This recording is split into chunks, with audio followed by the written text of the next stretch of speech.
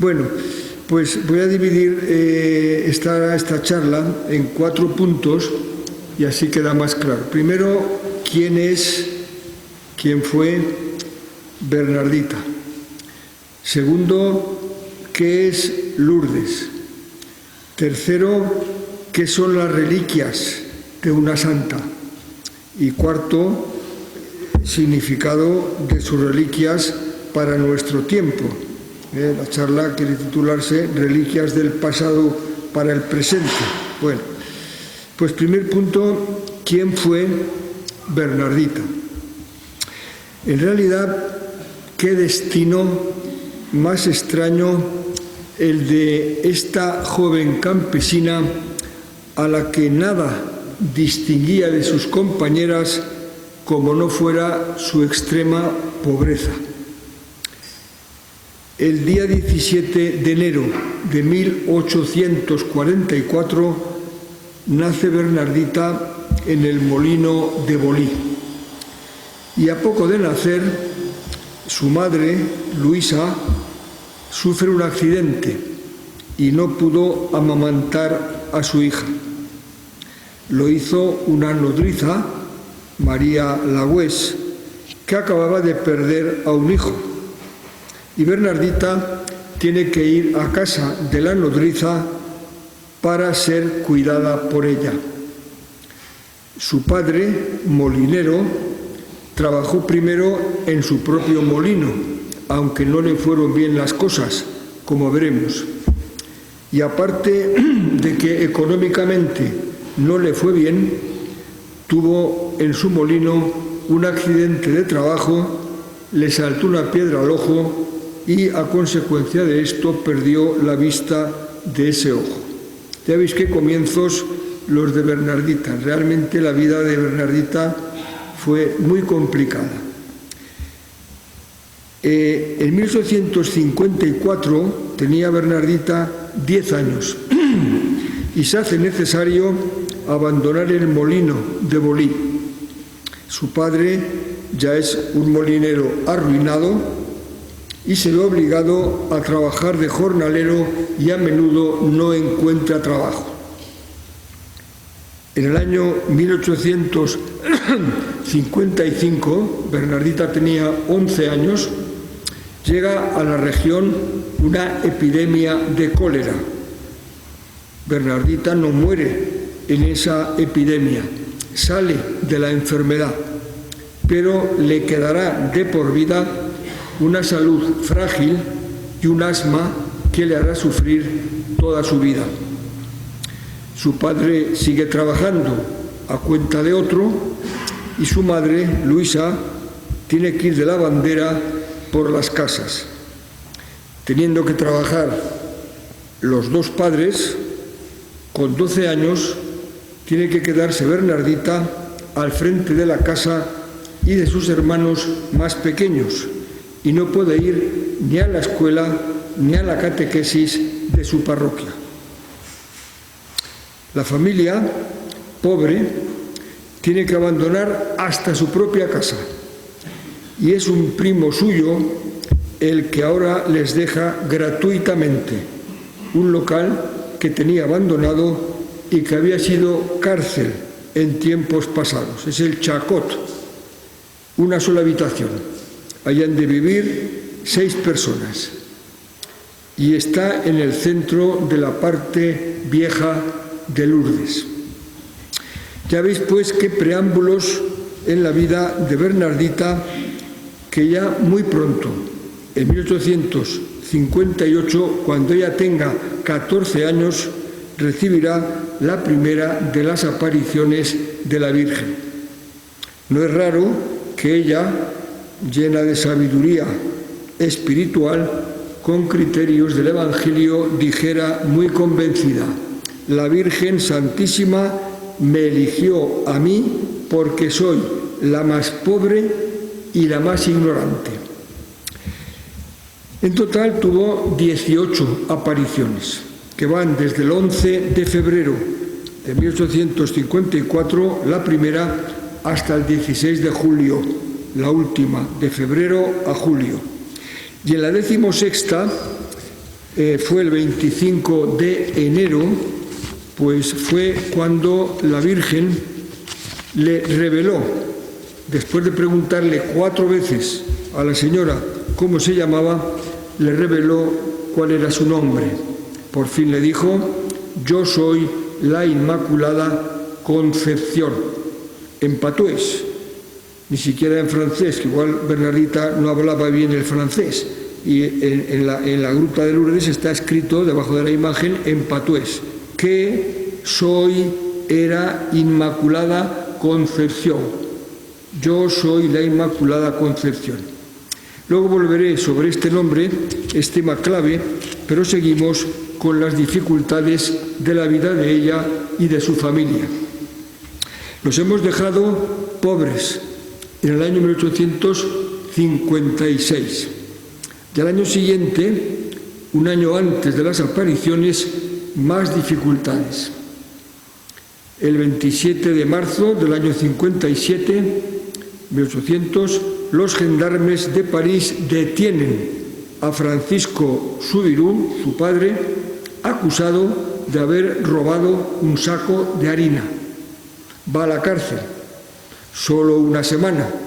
Después se comprueba que era inocente, sale de la cárcel, pero la humillación de haber pasado una semana en la cárcel ya es algo que pesará siempre sobre su familia.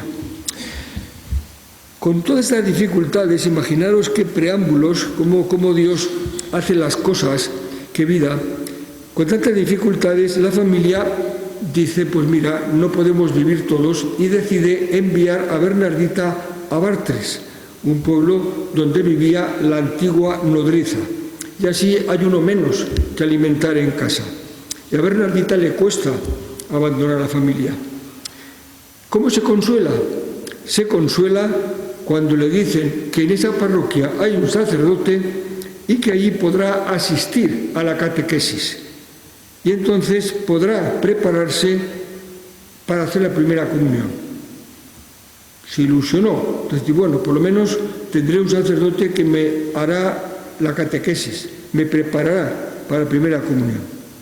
Tampoco salen bien las cosas, según nuestro modo de ver, que Dios tiene siempre sus planes. ¿Qué pasa? Pues que al poco tiempo de llegar allí Bernardita, el sacerdote de la parroquia decide entrar en un monasterio, dejar la parroquia e irse monje. Y la parroquia se queda sin sacerdote. Se terminó el catecismo y Bernardita dice a sus padres que quiere volver a Lourdes, porque allí quiere seguir estudiando el catecismo. Vuelve en enero de 1858 y un mes después, febrero, es cuando ocurre la primera aparición. Tenía 14 años. Aún no había hecho la primera comunión. La hará el 3 de junio, cuando ya ha recibido 17 apariciones. Pues así es como empiezan estas apariciones. Comienza a partir del día 11 de febrero esa aventura extraordinaria y leo el relato, para terminar ya prácticamente con lo de Bernardita, el relato que ella hace de ese primer momento, así mismo como lo cuenta ella. Íbamos a la orilla del Gave, el río, con otras 2 niñas. Cruzaron ellas el agua y se pusieron a llorar porque el agua estaba muy fría. Les pedí que me ayudaran a echar piedras para poder pasar sin descalzarme, y me respondieron que no, que hiciera como ellas. Cuando comencé, oí un rumor de viento. Volví la cara hacia la pradera y vi que los árboles no se movían. Continué descalzándome y volví a escuchar el mismo rumor. Levanté la cabeza mirando a la gruta. Allí vi a una señora vestida de blanco. Tenía una banda azul en la cintura y sobre cada pie una rosa amarilla. Me froté los ojos para ver mejor, pues creía que estaba equivocada. Metí la mano en el bolsillo y allí encontré mi rosario. Quería hacer la señal de la cruz, pero no podía llevar la mano a la frente, pues se me caía el brazo. La aparición hizo la señal de la cruz, mi mano temblaba, intenté hacerla y al final pude. Comencé a rezar el rosario. Ella pasaba las cuentas del suyo, pero no movía los labios. Cuando terminé de rezarlo, la señora desapareció de repente. Pregunté a las otras niñas si habían visto algo y me dijeron que no. Ellas me preguntaron qué era y que yo debía contárselo. Entonces les dije que había visto a una señora vestida de blanco, pero que no sabía quién era y que no debían decírselo a nadie. Ellas me dijeron que no debía volver nunca más allí y les contesté que no, que yo tenía que volver.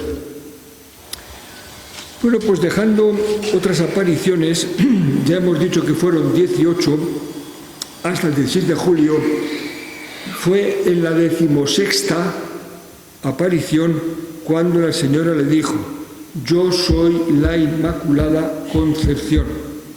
Fue la frase definitiva. 4 años antes, el Papa Pío IX, 1854, había promulgado el dogma de la Inmaculada Concepción. Hasta ese día, y ya llevaba 16 apariciones, nadie creía a Bernardita. Se le reían, se burlaban, decía que era una visionaria, una mentirosa, que se lo inventaba todo, que todo era mentira.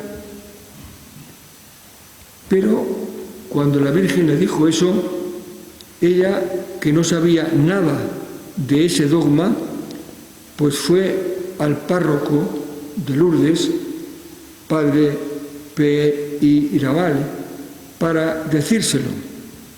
El mismo párroco iba hablando con ella antes de esa aparición. El párroco no le hacía ni caso, le decía que era una visionaria, que todo era mentira.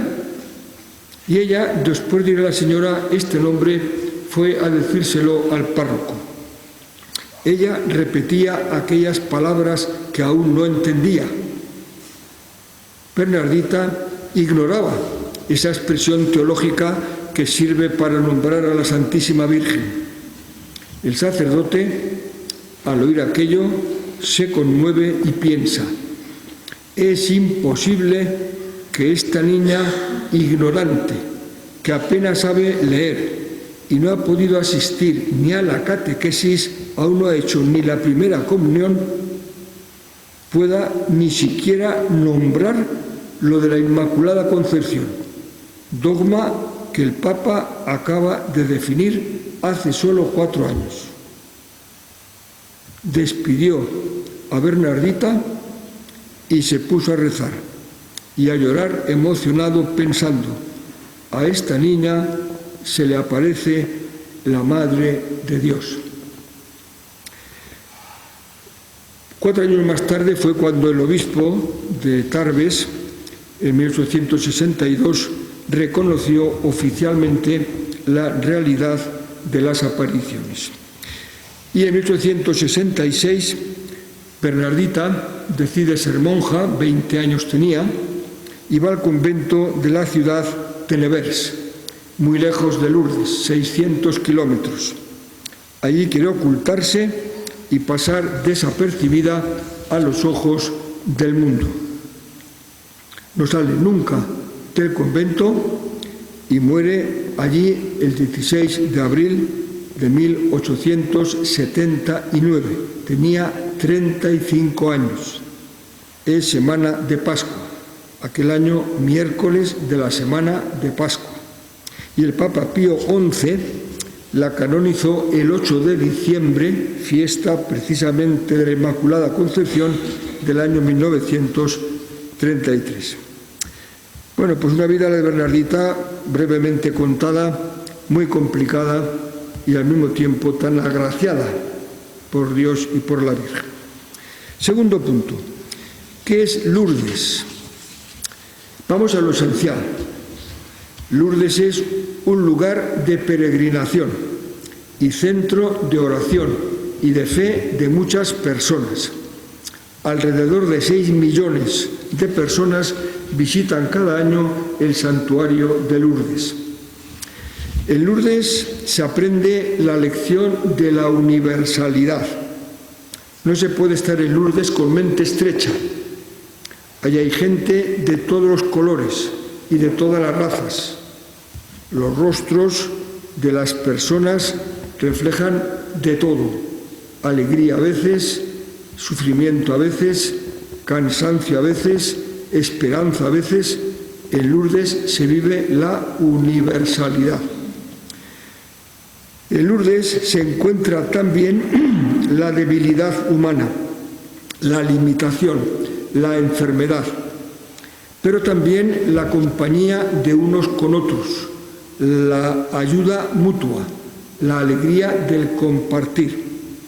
En Lourdes se sabe que el dolor existe, pero que allí no es tan oscuro. Allí se aprende a perder el orgullo y a amar al débil. Y en Lourdes se reza. Rezar es de las cosas que más ayudan a saber qué es lo que vale y qué es lo que no vale en la vida propia y en la ajena.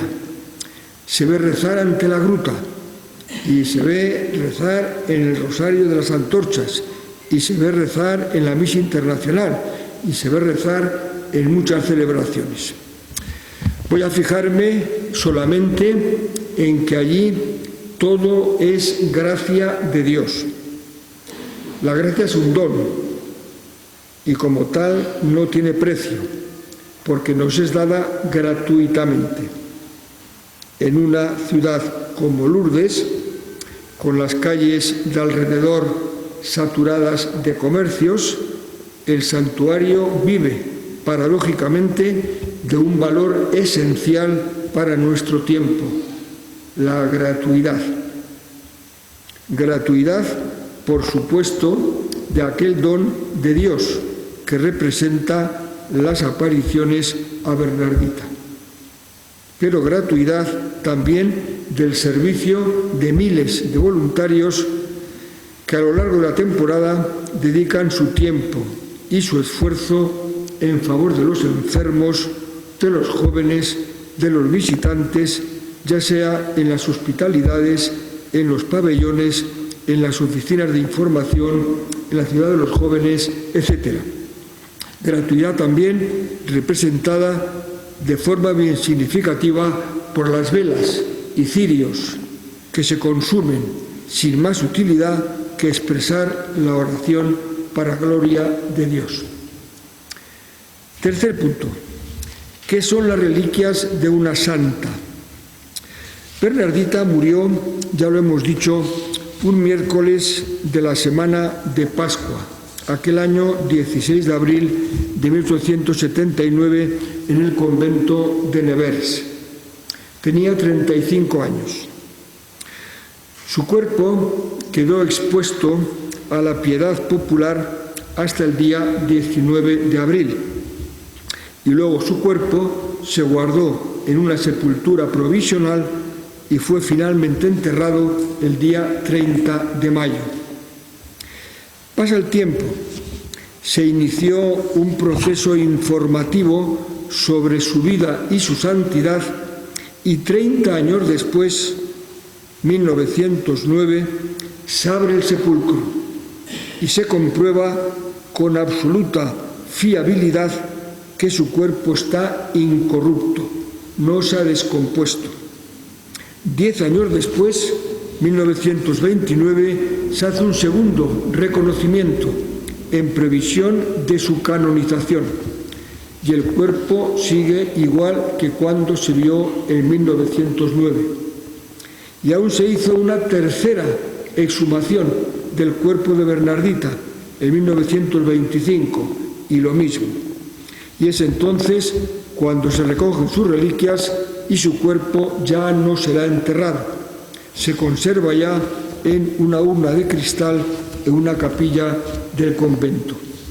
La Iglesia no proclama que esta extraordinaria conservación del cuerpo sea un milagro, pero sí que todo el mundo creyente ve ahí un signo de la luz del Evangelio que iluminó siempre la existencia de Bernardita. No haríamos bien si viéramos en las reliquias algo muerto, algo pasado o algo sin significado. Estas reliquias nos hablan en definitiva de que estuvieron vivas en Bernardita. Nos dicen que lo que veneramos ahora aquí acompañó su vida. Nos aseguran que son el recuerdo de alguien que vivió, pero sobre todo de alguien que vive. No están muertos los santos, no está muerto del todo nadie. La esperanza de resucitar es verdadera y por supuesto que estas reliquias nos hablan de la resurrección. Cuando las veneremos estos días podremos sentir el silencio. Nos podrá parecer que no nos dicen nada. Sin embargo, podemos irnos con la fe al silencio del Sábado Santo. Jesús fue depositado en un sepulcro, compartió con toda la humanidad el drama de la muerte. Había silencio en las almas de sus amigos en el Sábado Santo, pero ese silencio no era el silencio de la muerte, era el silencio de la espera, de la gran esperanza de la resurrección. Las reliquias de Santa Bernardita son ahora para nosotros reliquias de silencio, pero reliquias de esperanza. Son un símbolo de la libertad recobrada en la resurrección. Venerar las reliquias de una santa no es superstición, no es venerar unos simples restos de alguien que fue, no es hacer un gesto de simple piedad, sino que es hacer un acto de fe en la resurrección. ¿Qué sentido tendría venerar unas reliquias que fueran signo de la muerte? Las veneramos porque son signo de la vida eterna. Estas reliquias están llegando a muchas diócesis de España.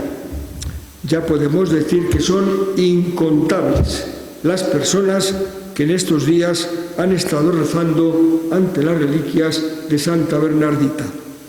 Rezar es un signo de fe y de esperanza y de caridad, porque también cuando rezamos por alguien y ponemos sus intenciones y necesidades delante de Dios, ejercitamos la caridad.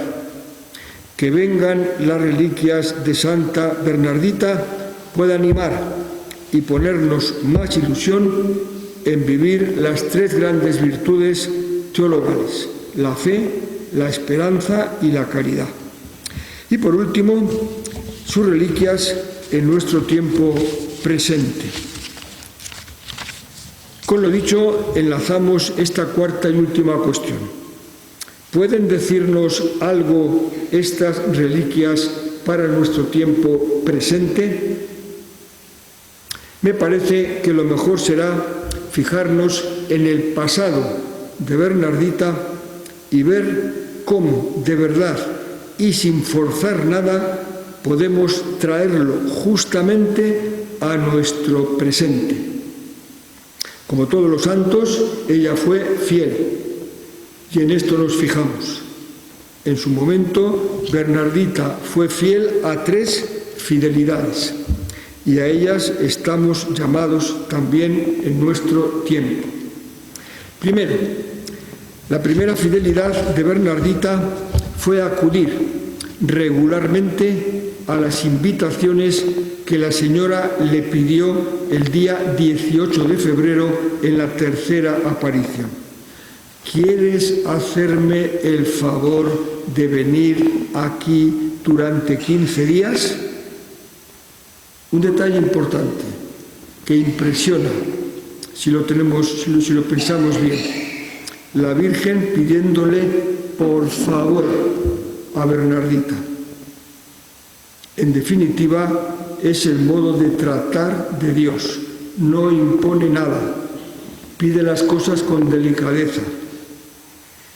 ¿Cómo lo hacemos nosotros? Un buen examen de conciencia.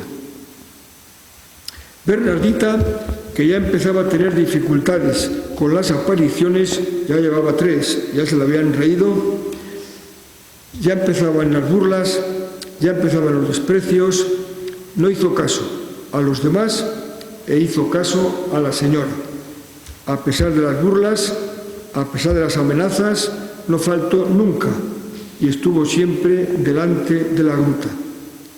El creyente es aquel que permanece fiel a las llamadas de la fe. Hemos de pensar en nuestra fidelidad a la fe, en nuestro estar con Dios y en estos tiempos precisamente. Hoy es especialmente preciso ser fieles, ser testigos, hacer caso a las exigencias de la fe. Las reliquias de ayer reflejan la fidelidad de Bernardita. Nosotros hoy ser fieles.